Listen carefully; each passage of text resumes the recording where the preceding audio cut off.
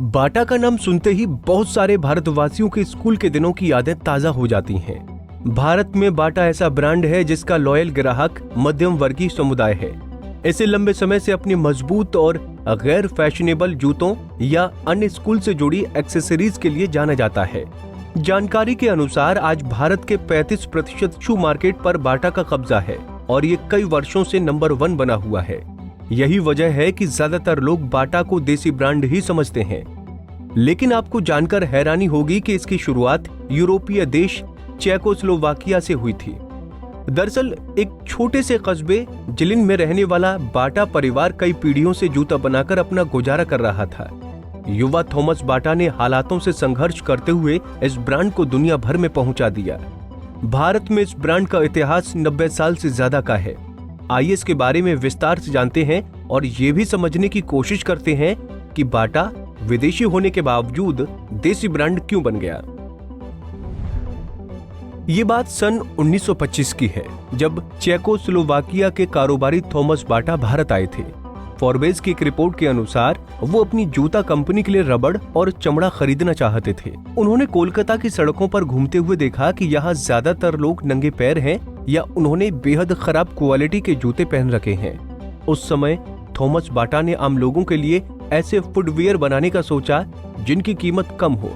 इस तरह 1931 में बाटा कॉरपोरेशन ने पश्चिम बंगाल के कोन्नागर में अपनी फैक्ट्री खोली, जहां देश में पहली बार रबर और कैनवास के जूतों का उत्पादन शुरू हुआ। बाद में फैक्ट्री को कोलकाता के पास बटा नगर ले जाया गया।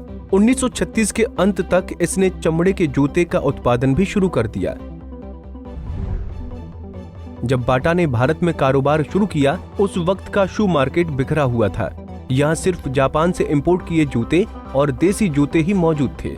इस मार्केट पर अपनी पकड़ बनाने के लिए कंपनी ने शुरुआत से ही दाम कम रखे। 1939 तक भारत में बाटा की 86 दुकानों में करीब 4000 कर्मचारी काम करते थे।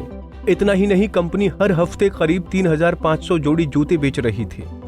1952 में कंपनी ने चमड़ा शोध के लिए मुक में घाट बिहार में टेनरीज शुरू की।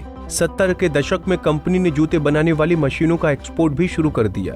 1972 में कंपनी ने $6.7 करोड़ रेवेन्यू जुटाया था। इसके बाद 1973 में बाटा इंडिया पब्लिक कंपनी बनी। लेकिन 1990 का दशक इसके लिए कुछ मुश्किलों भरा रहा। 1991 में बाजार खुलने के बाद दुनिया की कंपनियों ने भारत की तरफ रुख किया। बाटा के सामने लेबर यूनियनों का विवाद, प्रतिस्पर्धा और कीमतों में अनियमितता जैसी कई चुनौतियां थीं। इधर चेकोस्लोवाकिया में कम्युनिज्म के प्रभाव से बचने के लिए बाटा ने 1964 में अपना संचालन कनाडा से शुरू कर दिया। फिर कंपनी 1989 में वापस तो आई, लेकिन उसे राष्ट्रीयकरण के लिए बाध्य किया गया, जो उसके बिजनेस के लिए बेहद दुर्भाग्यपूर्ण साबित हुआ।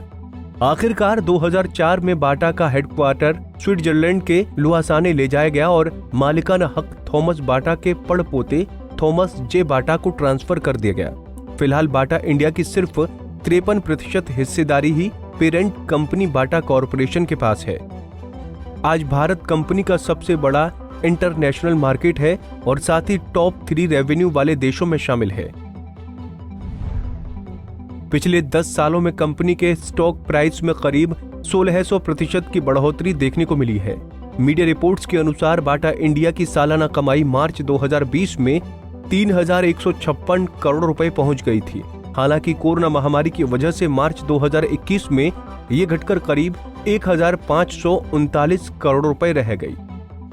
महामारी जैसी चुनौती के बावजूद कंपनी लगातार अपने नए स्टोर्स खोलने की दिशा में बढ़ रही है।